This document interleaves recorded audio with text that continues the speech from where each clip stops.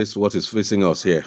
To a brand new week. It is 31 minutes past 7 a.m. on a Monday, 17th November 2025. Smooth 98.1, your love music, love live station. We are back once again to start the week, taking a look at the big stories in the papers across Nigeria. This is Freshly Pressed. Welcome into another interactive session.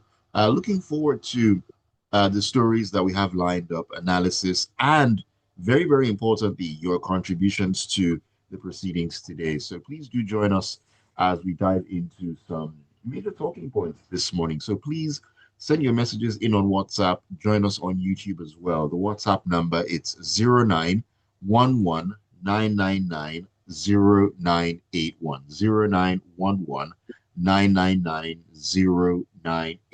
That is the WhatsApp number. Also join us on YouTube at Smooth 981 FM Lagos, Smooth 981 FM Lagos, and leave your comments there. My name is Ayokunmi, and welcome in once again. And of course, joining me to analyze the stories and give some very much needed perspective, AB Bozimo. And of course, Mr. C are in the building. AB, good morning to you. Great to have you join us once again. Good morning, Ayo. Good morning, Mr. C. And good morning to all of the wonderful listeners. Let's see whether this week can be as interesting as the good Lord promises. Indeed. Mr. C, good morning to you. Good morning, Naya. Good morning, AB. Good morning, Lagos. Alrighty, without further ado, let us dive into the stories for the morning, taking a look at what is on the lineup here. We're going to begin with one of the major talking points from over the weekend. We're stepping into the premium times here, Mr. C. This is kind of like an update to what has been going on concerning the PDP, of course.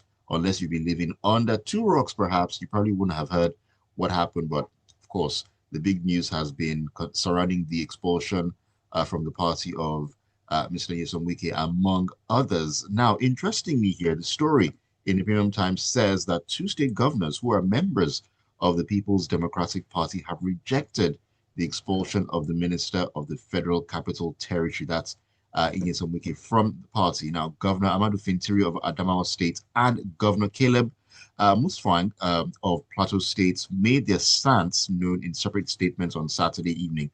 That's a few hours after the PDP expelled Mr. Wike and 10 others during its nationwide convention ongoing in Ibadan. Mr. C, I would think that the opposition of these two governors would state that there's still clearly a fracture within the PDP, but looking at how everything has played out, I mean, this is the first time we're actually having to, or actually able to talk about this particular issue. I mean, what are your thoughts on this? A lot of people have said this is long overdue.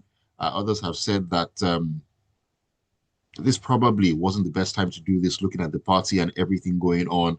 And others have also talked about the absence of INEC in terms of overseeing or being a part of this particular convention. A lot of different issues here, but just give us your thoughts on this one. Okay, so thank you, Ayam. And I'm going to start this way. This is a reminder to everyone listening, right?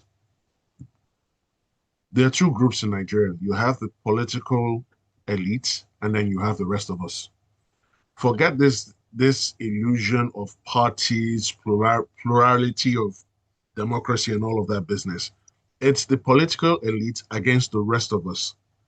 Now, last week was particularly saddening and shameful for members of the legal profession. You had members of the political class obtaining court orders as if they were buying things in the supermarket. Just go to this court, obtain this order, go to another court, obtain a counter order, and it just made the whole thing ridiculous. Now, it's sad that the judiciary has not been able to take a decisive stand on all of this. There is a Supreme Court case that says courts should not interfere in the internal affairs of political parties. Now, you would think that the lawyers who approach the courts, there were 4 orders issued last week, 3 from the Federal High Court, 1 from the State High Court in Oyo State.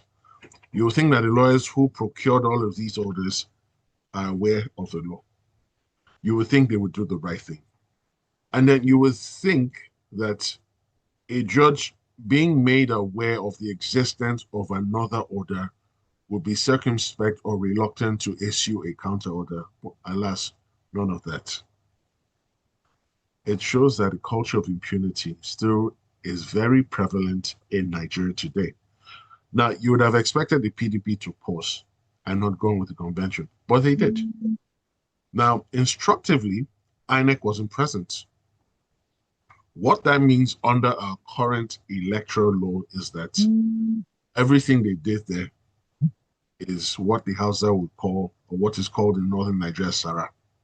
Nothing has happened, sadly.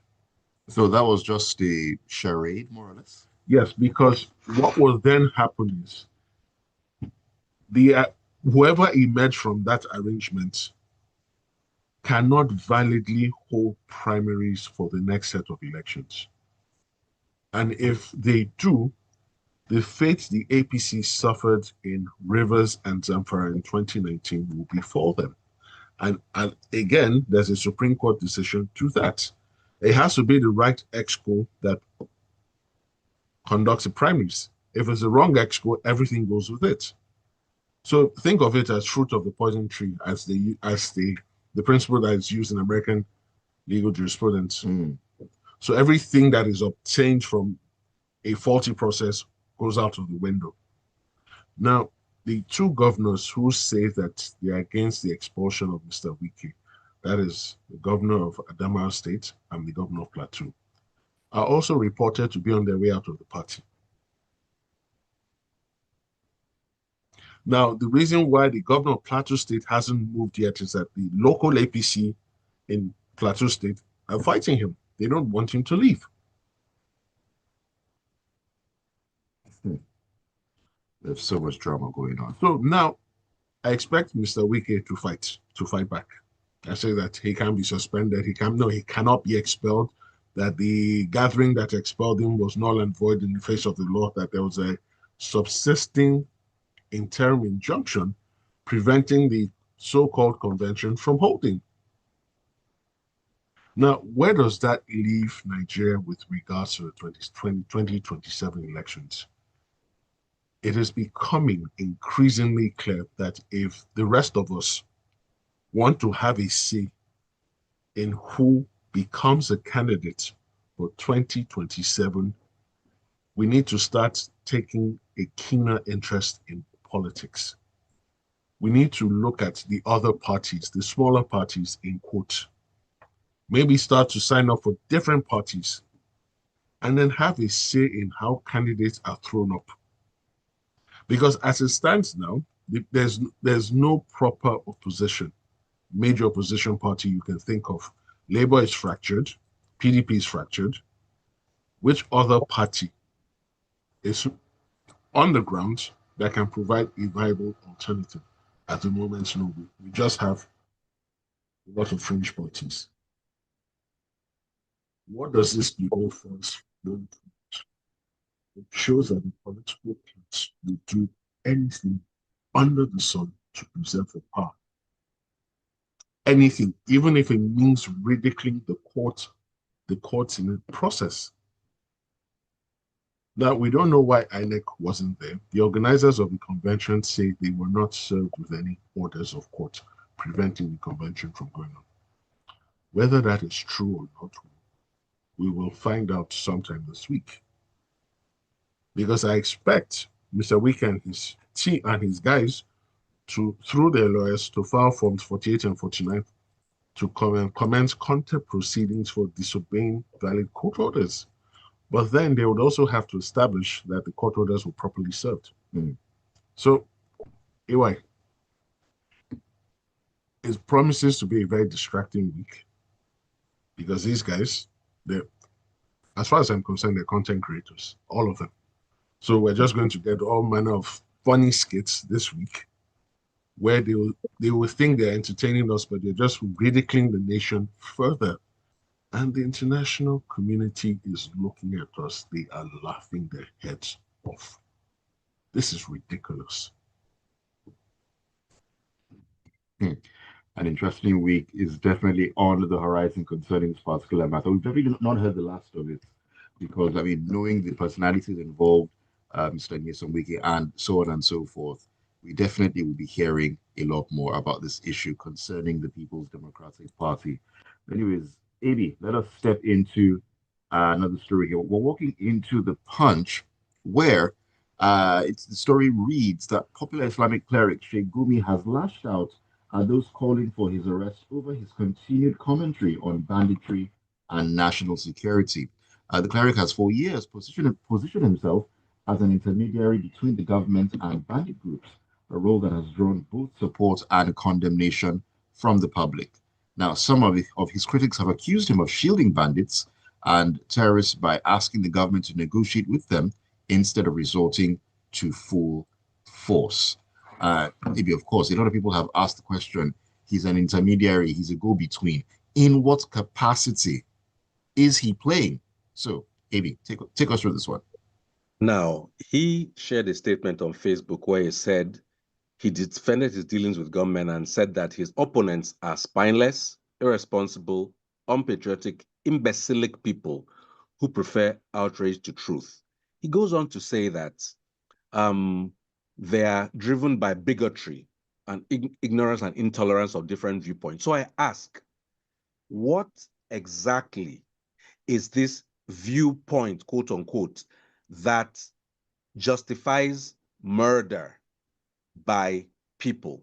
He talks about how in 2021, he, according to him, accompanied by the Kaduna State Commissioner of Police, who represented the Inspector General of Police of Nigeria, went to a meeting with 600 terrorists and had a meeting which he called part of a broader peace initiative. I ask again, what is he saying, according to him, that the terrorists have as their position? And what in that position justifies them going out and murdering other people? I really, because there's a long story, but these are the core questions. You say you are negotiating on behalf of terrorists. Terrorists, by definition and by practice, are people who go around, sometimes on motorcycles, sometimes on foot, go to settlements, murder everybody, burn all the houses, drive all the people, and then allegedly take over the ground. Now, what is this negotiation you want? That they should, rather than killing 200 people at Yawata, should only kill 150? Are these the levels of accommodation we want? We don't want 1,000 people killed. We'll accept only 350 people murdered. That's okay. We don't want 60 houses to be burned, but let's allow them burn 40 houses. I just do not understand the perspective he's coming from when he talks about peace, that he says he's telling the government that they are asking for amenities. If every part of Nigeria that is starved of amenities took up arms, Ayo, Mr. C, listeners, none of us would be here this morning listening or talking. We'd all be running for pillar to post, or some of us would be carrying bandoliers of bullets and killing other people. Because it's no fun when the rabbit has a gun. Right now, you have defenseless people who are being murdered by people that Sheikh Gumi says have a point. I asked him for the last time, what point do murderers and terrorists have where he is able to justify their going out to murder Nigerians? If he can succinctly summarize that perspective, perhaps I will take him seriously. Until such a time, I consider him a menace to society. I don't know about arresting him. If the police, rather than arresting him, accompany him to meet terrorists, I don't know what to expect of the police. I know too many policemen who are working too hard, who are trying their best for me to use a blanket to describe the police as ineffective, ineffectual, and imbecilic, to use his words. But the police have their role to do. I can't tell the police what to do. If they are unable to investigate, then let us continue having murders and denials. He was the one who said that coffins are being made, carried empty, and being buried to create an illusion, according to him, of genocide. I think, if nothing else, he can be accused of insensitivity in the extreme. So let the Nigerian security forces, such as they exist, decide what they want to do to or with Gumi, or let them leave it like this until situations deteriorate to the point where everybody who feels aggrieved carries guns and begins to murder anybody in their way. Then maybe we'll have a different conversation. I do not, let nobody quote me, I do not pray for that. But I'm saying Shegumi, as it stands right now, has not given me cause to listen to a single word he says and consider it to be founded on a smidgen of common sense. All right, thank you for that, AB. Mr. C, I know you want to chime in here, but before you do, I just want to also add to the fact that, talking about that particular meeting in Kaduna State with the 600 bandits and their commanders. Now, he and the police presence, and don't the police forget that. presence. He insisted that the negotiation was transparent, legitimate, and this is where I'm going to conduct it with the approval and knowledge of the authorities. What does that tell us? It speaks volumes, Aaron. So, like I said in the earlier story, we're governed by content creators. We have government authorities attending weddings conducted by terrorists. I refuse to call them bandits. They are Those terrorists. words mean nothing. You're a terrorist when you kill people. Now, Shegumi says, and I'm going to quote something, that he insists that he has committed no crime by engaging with bandits. I beg to disagree. Aid and comfort. Can you imagine being shown to be engaging with armed robbers and your defense is, I'm trying to get them to renounce their way of life? How does that make sense to anyone, including the statue? How? So the truth of the matter is this. It is very clear that he has some sort of relationship with these terrorists. In what capacity did these terrorists agree to be led by him? Because just last week, we saw where a military officer refused to take instructions from a civilian because he didn't recognize the chain of command. So what chain of command exists that Gumi, who ostensibly is a civilian, is recognized to the point that terrorists would take instructions from him? How does he set up the meetings? Because our security agencies will have us believe they're looking for these guys. How does he receive confirmation of the meetings after suggesting proposed dates? How does he get confirmation of the location? And why are government authorities following him? What can be legitimate and transparent about such shadowy gatherings? Okay, so where are the minutes of this meeting, Shigumi? Since they were transparent and legitimate, every meeting should have minutes. Where are the minutes of the meeting for Nigerians to look at? Let us even see who was present, who was absent, what were the issues for deliberation, what was concluded. So we can't continue to play the ostrich. Just last weekend, another local government in Katsina State has signed what it describes as a peace deal with terrorists. For how long will we continue to entertain the world with our buffoonery and our silliness? For how long? All right, let me take a message or two before I come back to you, Mr. C. This is Moje from Apapa who says, morning, everyone. Morning to you. Anik was there at the convention as we were told. He then says, this expulsion is long overdue. Those expelled are clearly guilty of anti-party activities that even the blind could see. Those governors who are folding are leaving the party soon. Wike, Fayose, somebody, and so on should join the APC with their full chest and leave the PDP alone. The sad part is that our judiciary has been heavily compromised and captured. God bless Nigeria. I was able to recover from that really quickly. Maybe autocorrect was doing a thing or two there.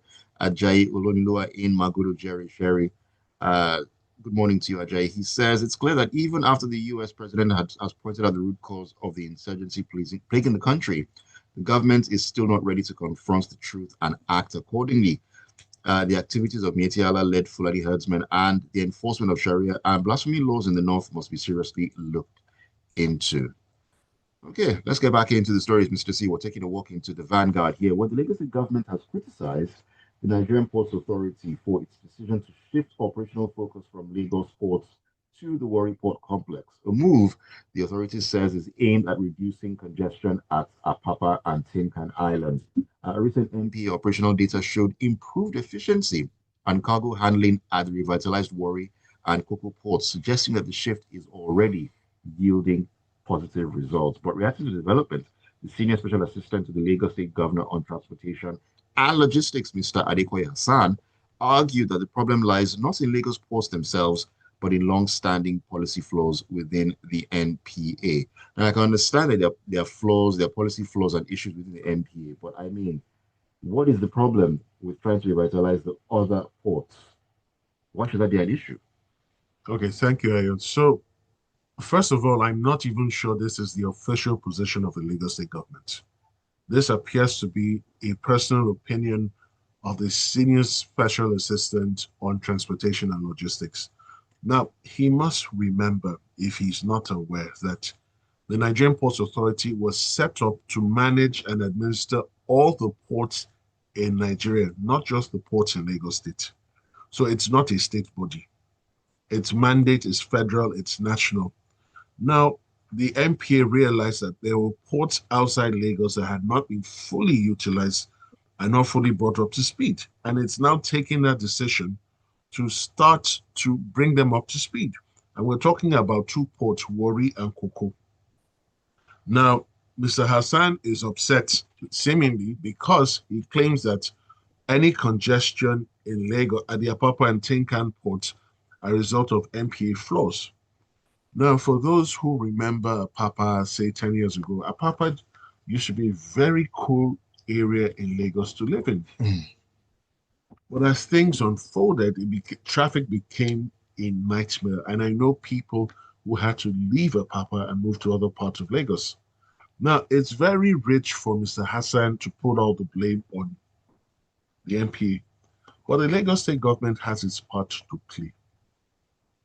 So you have LASMA officials who can't enforce their own laws, or who are selective, or decide when to selectively enforce the laws. So if you live in Lagos, you know that traffic rules and regulations, to a very large extent, don't apply to the commercial bus drivers, for whatever reason. Vehicle standards, the body that is set up to ensure that your vehicles are of a certain standard, appear not to also focus on the commercial bus drivers. You wonder why. So Lagos State, and then the state of some of the roads in Lagos State are simply embarrassing. Now, Lagos State was supposed to set up a park for these trucks to wait in and only come in when they're called. What is the state of that park? Does Lagos State enforce the parking of trucks in that park? So, Mr. Hassan, rather than point out the log, rather than point out the speck in the eyes of the NPA, examine the Lagos State position first. Has the Lagos State government done everything it should concerning this matter? And if it hasn't, then maybe it's a bit premature for you to then suggest and place all the blame and the fault squarely at the foot of the NPA. Of course, the NPA has its challenges. But to suggest that Lagos State has no role to play, no, sir. All right, Abe, you have a word to add to this. Yes, I would just go as far as saying Mr. Hassan has simply said the quiet part out loud. It would appear, I've always been somebody who has a policy of may 1,000 flowers bloom. Ostensibly, we're between 200 and 250 million people. As it stands, perhaps the existing ports of Nigeria may not, there's Sapele, there's Cocoa, there's Warri, there's supposed to be one in Akwa Ibom, Deep Sea Port, there are other ports. But it appears according to this person, who I'll go with Mr. C, perhaps he's not the official expressing the official position of Lagos State government. However, he's a senior special advisor to the Lagos State governor. So if I'm not told differently, he might be speaking the mind of his principal. Otherwise, he should be fired, because he is actually giving life to the conspiracy theory that some people in Lagos do not want any other part of. There's Port Harcourt Port, there's One. They don't want any other part of Nigeria to have a functioning port. It is a conspiracy theory, I should mention. But when a person as highly placed as somebody like this in this Lagos State government expresses this openly, then you begin to say, hey, there might be some truth to it. And I'll say again, may a thousand flowers bloom. Do you know how much more employment and thereby improvement in security will exist if more ports are working? Kudos to the MPA under President Bola Ahmed Tinubu for actually trying to diversify the available ports that exist to serve the entirety of Nigeria. Lagos is not Nigeria. Lagos is first among equals. Nobody doubts that. But you know what? Unless you are quite backwards as a senior brother, you would want all of your other brothers to also achieve something in life so that all of you can enjoy. So I'm here to say this man merely spoke the quiet part out loud. And if he's not representing the views and mentality of not just the governor, but the government of Lagos State, he should be fired on the spot. All right, thank you for that, AB. All right, let us jump into this story very quickly because of time, and I'm going to get Mr. C's thoughts on this one as well because there's a legal perspective to it. The Guardian is where we're heading into, and it says that senior lawyer Femi Falana, SAN, has called on citizens who have paid ransoms to kidnappers or bandits to take legal action against the Nigerian government and demand a refund. Citing the African Charter on Human and People's Rights as well as the Nigerian Constitution, the legal icon maintained that the government bears responsibility for safeguarding the lives of its citizens. And this is seen as Nigerians lose 2.23 trillion naira to kidnappers in 1 year. AB. I want to remind us that a couple of days ago, the Nigerian Senate approved yet another request by President Bola Ahmed Tinubu for a loan of 1.15 trillion, meaning as it stands, this amount that Nigerians have lost, separate from the trauma of having your person kidnapped, the horror that you live with every time you're traveling, have actually paid enough to have given Nigeria that money. That means the money is in the system.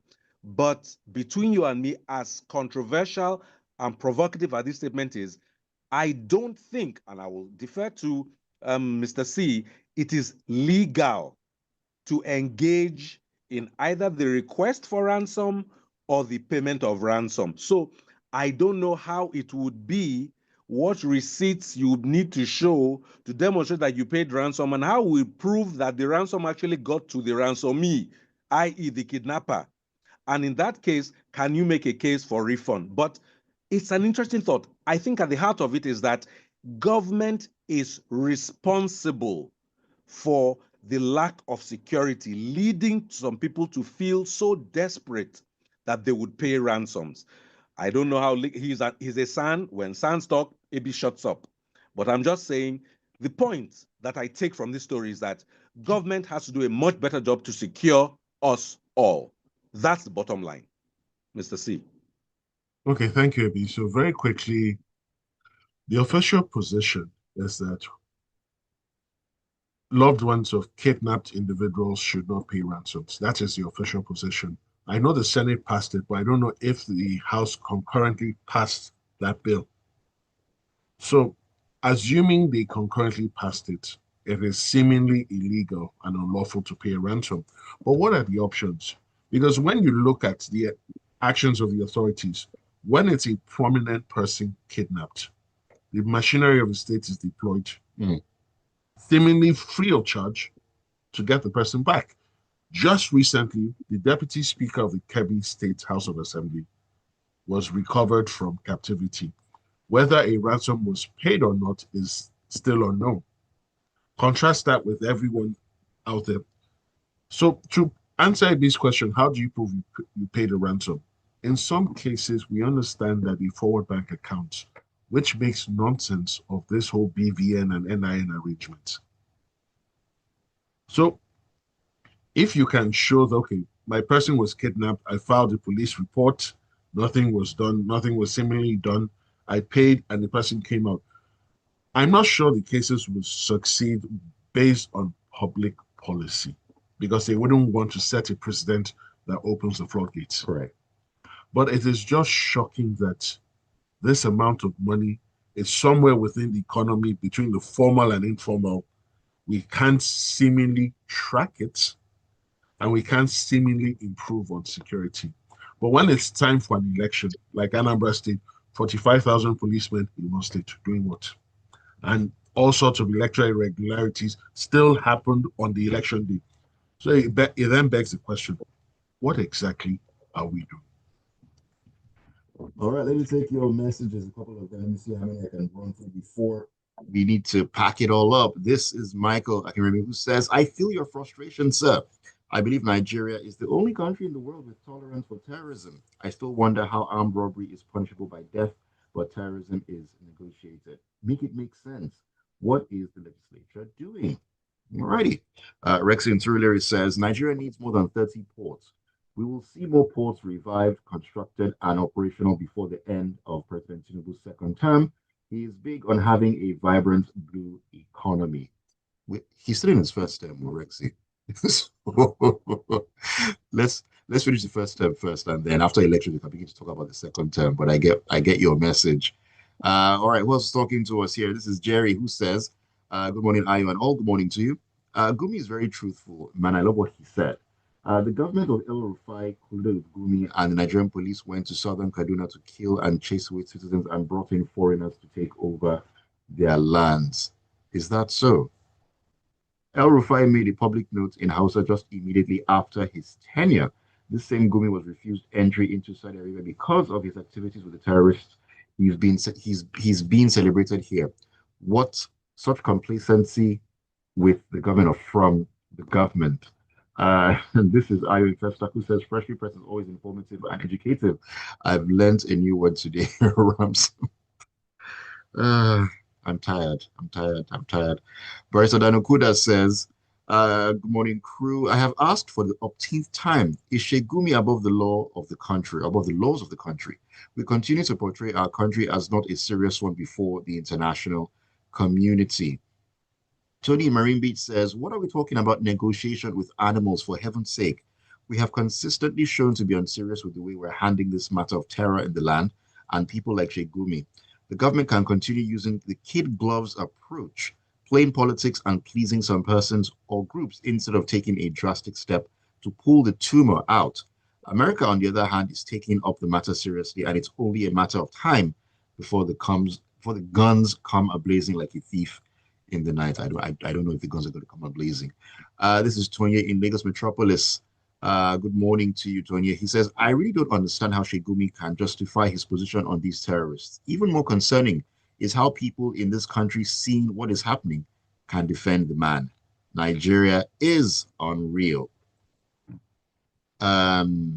Okay. There's a message here. Evans in Aja. Evans, hey, this particular message, I've kind of mulled over it, and I really honestly will see if that is doable. Talking about an extension. We'll see how that works out. Tayo Naja says, despite police intervention, family of kidnapped victims still make payments and police will be waiting at the end to say they swung into action. Well, JP says, morning smooth. Mr. Hassan is speaking on instruction. In my opinion, MPA opening up ports outside Lagos is a no-brainer. We really need to remove, in quotes, advisor from most of these chaps bereft of solutions. Cheers. All right, we need to wrap it up. That's as much as I can take this morning. Thank you all so very much for all the comments. They mean so very much. Apologies for the ones I could not take, but time sometimes is not our friend on the show. Thank you all so very much once again. Thank you to you, AB, and thank you to you, Mr. C, for starting the week with all these fireworks. AB. Thank you all. I appreciate those who tune in. I learn a lot from our listeners' messages. Thank you, Mr. C. It's always a pleasure being here with you. Sir Ayo, you do a great job. I know the week is your oyster. Get those pearls. Thank you so much, AB. Mr. C. Thank you, Ayo. Thank you, AB. Thank you, Lagos. Thank you for listening in. And let's just do what we have to do. Ignore the skits, ignore the content creators. Just get busy, do what you're good at, and may the good Lord bless the labor of your hands. Amen to that. All right. We need to wrap it up. Just keep it tuned to Smooth 98.1, 8:15. It's a walk into the locker room. And I know that a lot of people have a lot to say about what happened yesterday in Morocco with the Super Eagles. Well, not making it into the final qualification rounds for the World Cup. That and so much more to talk about at 8:15. My name is Ayokunmi Kekire. Stay with us.